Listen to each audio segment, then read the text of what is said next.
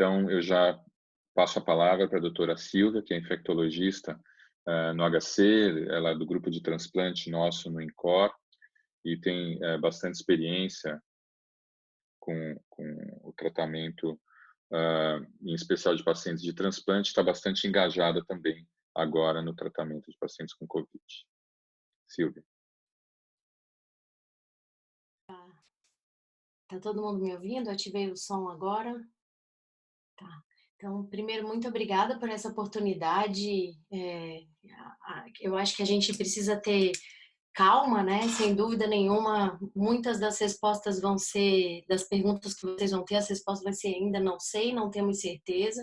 Eu acho que é justo essa incerteza que gera tanto medo e ansiedade, mas eu acho que a gente tem que estar munido de boas informações para que esse medo e ansiedade não se tornem pânico e que a gente possa trabalhar com tranquilidade e trazer benefício para toda a população que a gente vai atender.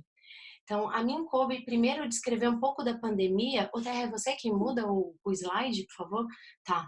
Então, essa é a minha primeira dica. O site do John Hopkins tem atualizado hora a hora os casos confirmados de coronavírus. E eu fiz isso ontem, às 10h30 da noite, e a gente tinha 531 mil casos confirmados. E agora, antes de entrar aqui na reunião, eu acessei de novo e a gente já tem 591 mil casos. Os Estados Unidos, como vocês podem ver, já passou a Itália e a China, então nas Américas ele vira o novo epicentro da pandemia. E aqui ontem eram 85 mil casos e agora quando eu acessei já são mais de 100 mil casos. E no total a gente já tem mais de 26.900 óbitos.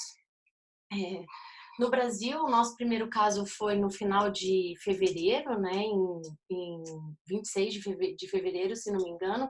Em quase um mês, hoje os dados são 2.915 casos com 77 óbitos. Acho que o mais importante de dizer é a gente mora em dois países, né, dois Brasis, então realmente a maioria dos casos estão concentrados na região sul e sudeste. São Paulo detém a maioria dos casos, em hospitais privados e particulares, né, e de convênio. O número ainda é pequeno em pacientes do SUS e é essa grande preocupação dos infectologistas quando talvez aí a gente baixar um pouco a guarda no isolamento social e etc., tendo em vista que somos um país do hemisfério sul e nós estamos entrando na pior fase, que é o outono e inverno, diferentemente dos países do hemisfério norte que estão saindo dessa fase, dessas estações.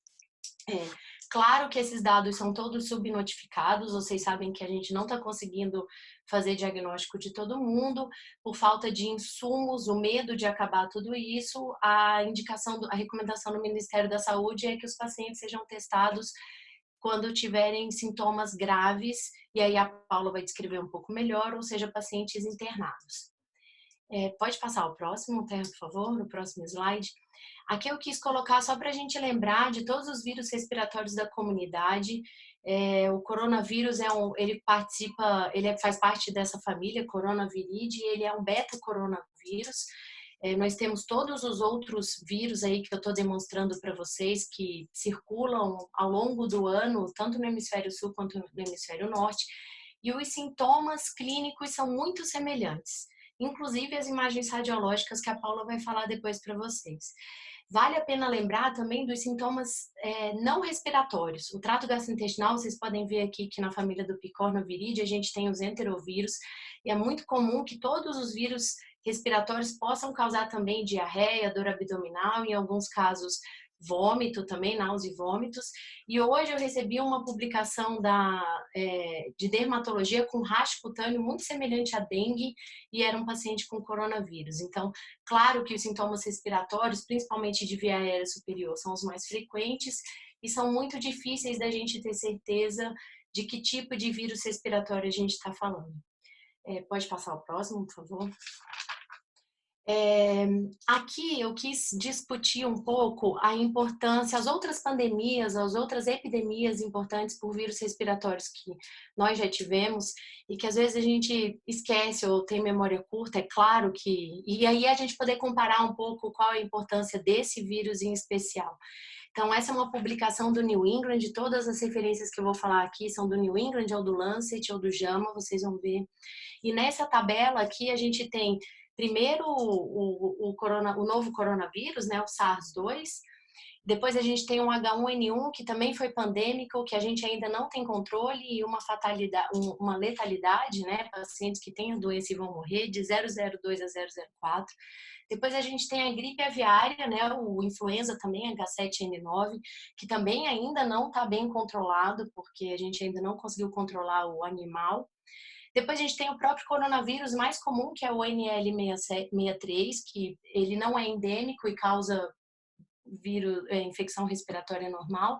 E aí a gente entra nos dois mais importantes e que tem semelhança muito grande com o SARS-CoV-2, que é o SARS-CoV-1, responsável pela síndrome respiratória aguda grave, também na China em 2002 e 2003, que teve uma que tem uma letalidade de 9,5%, que foi erradicada de acordo, eles conseguiram conter a epidemia, e aí é que eu quero chamar a atenção de vocês de 58% de casos de infecção hospitalar, e eu já vou explicar o porquê deve ser uma grande diferença e alguns cuidados que a gente tem que tomar com o SARS-CoV-2. Embaixo vocês podem ver o MERS coronavírus, que é o coronavírus do Oriente Médio. Também tem uma transmissão animal por dromedários, isso também já está bem explicado. Ele ainda circula nessa região, a Arábia Saudita foi o primeiro país com casos. Isso é uma mortalidade associada, uma letalidade muito maior, né, de quase 35%, e 70% dos casos tiveram mesmo transmissão hospitalar. Qual é a grande diferença, então? O SARS-1 e o SARS-2, eles têm um genoma muito semelhante, 80% dele é igual, e o SARS-2 só se assemelha mais ao SARS dos morcegos. Então, é por isso que essa epidemia tem sido associada a esse mamífero pela transmissão, e aí, por isso, o epicentro na China, por causa dos centros, por causa dos mercados que eles têm lá com animais vivos e etc.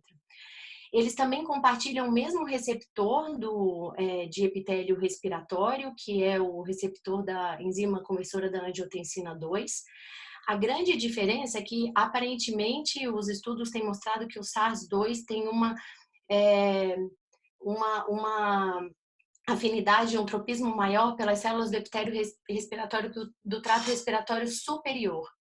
E por isso ele poderia causar mais casos leves e também uma transmissibilidade maior. Diferentemente do SARS-2, que tem um tropismo e uma afinidade maior com os receptores do epitélio respiratório inferior, e por isso pacientes com casos mais graves.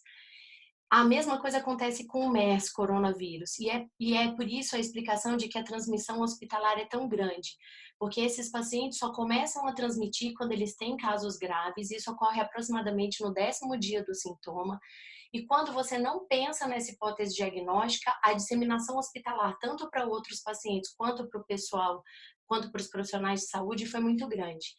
E isso explica a grande diferença entre esse vírus que a gente está discutindo aqui nessa pirâmide, que tem aqui embaixo sintomas leves e principalmente de trato respiratório. Vamos lembrar que 80% dos pacientes vão ser oligoassintomáticos, e é por isso que é tão difícil, esses pacientes acabam não procurando o serviço de saúde, acabam não sendo testados, e por isso a grande dificuldade de interromper a cadeia de transmissão.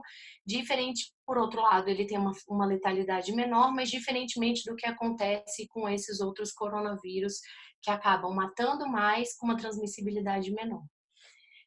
Por favor, pode passar para o próximo. Então, esse é o vírus. Aqui a gente tem, nessa imagem aqui à esquerda, a microscopia eletrônica e a invasão do vírus nas células do epitélio respiratório. Essa é a descrição dos 3 primeiros casos de pneumonia no dia 20 de fevereiro, quando sequenciaram o genoma por completo, são os casos lá da China. E aqui à direita vocês podem ver o raio-x de 2 desses 3 casos, e a Paula depois vai mostrar um pouco melhor as imagens, principalmente tomográficas. Pode passar, por favor, Té? Outro ponto que me coube foi discutir um pouco com vocês a questão da transmissibilidade e como isso pode se disseminar não só na comunidade, esse vírus pode se disseminar não só na comunidade, mas também no ambiente hospitalar. Então, acho que aqui eu gostaria de fazer uma analogia com pacientes com tuberculose, porque a transmissão é por aerosol, versus os vírus respiratórios, que a transmissão é por gotícula. Qual é a grande diferença? A gotícula, ela acaba infectando e disseminando o meio ambiente, e quando essa gotícula que saiu da minha via aérea superior, no momento em que eu tossi, espirrei ou falei, no momento em que ela está numa superfície e seca, você consegue ter a liberação do aerosol, que é uma partícula muito melhor, 5 micrômetros, muito menor, e ela fica durante mais tempo no ar. É por isso que quando a gente entra no quarto de um paciente com tuberculose, a gente entra com a N95, porque por mais que você não encoste em nada e nem chegue perto do paciente, o ambiente está contaminado, o ar do ambiente está contaminado pelo aerosol, e com isso eu posso inalar essa pequena partícula e me contaminar. Os estudos têm mostrado que, à semelhança de outros vírus respiratórios e também dos outros coronavírus, o SARS-2, a grande disseminação dele é por gotícula. Isso quer dizer que se eu entrar no quarto de um paciente com Covid-19, que é a infecção causada por SARS-2, não encostar em nada, se eu não estiver com máscara, provavelmente eu não vou me contaminar. Porque se eu não encostar numa superfície ou se eu não ficar muito próxima do paciente, em que a gotícula tenha a capacidade de sair do paciente e ter contato com a minha via aérea superior, eu não vou me infectar. É óbvio que existem procedimentos invasivos que fazem com que a aerolização das gotículas seja maior, alcance distâncias maiores do que 1 metro, e vocês vão ver que os meus outros colegas vão discutir bastante isso. Aqui à esquerda tem a imagem do trabalho também publicado no New England, que compara a preservação do vírus do SARS-1 e do SARS-2 em alguns ambientes e superfícies.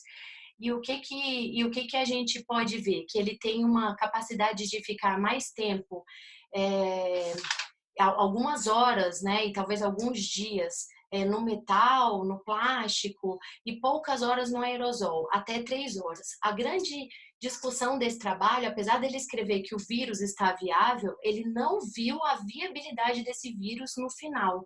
Então, o que a gente questiona é qual é a real importância de um vírus estar numa superfície sem que ele tenha a capacidade de infectar alguém. Eu acho que é o meu último slide, o próximo. Isso. E também coube a mim discutir um pouco sobre os diagnósticos e os testes que a gente vai falar e que todo mundo vai dizer. O teste diagnóstico de escolha para doença ativa é o PCR, a reação em cadeia de polimerase. Ela é realizada preferencialmente com amostras do trato respiratório superior. Aqui do lado eu coloquei aqui uma foto de um swab de nasofaringe. Eu não sei muitos de vocês já devem ter coletado, é um exame desconfortável, um pouco complicado, quem não é preparado não consegue coletar direito. Essa, inclusive, é uma das minhas hipóteses de talvez alguns PCRs terem vindo negativos com pacientes sintomáticos, talvez tenha aí um erro de pré-analítico de coleta inadequada. Depois aqui vocês podem ver aqui nesse diagrama à esquerda ainda que começam a surgir novos testes e parece uma grande revolução, mas não é. Aqui em roxo, né, é a detecção do antígeno por métodos de imunofluorescência direta ou indireta. Esses testes também podem dar diagnóstico de doença ativa, mas eles são bem menos sensíveis do que o PCR. E depois em vermelho, vocês podem ver que realmente o grande pico é a partir da 4ª semana, a gente tem testes sorológicos que não dão diagnóstico de doença ativa, mas são super importantes para a soroprevalência de uma população. Ou seja, a gente só vai ter dados reais brasileiros, talvez ano que vem, quando a gente conseguir testar todo mundo. Eu acho que era isso que eu tinha para falar, para não me alongar mais e não perder o tempo, e a gente fica com as discussões no final. Obrigada.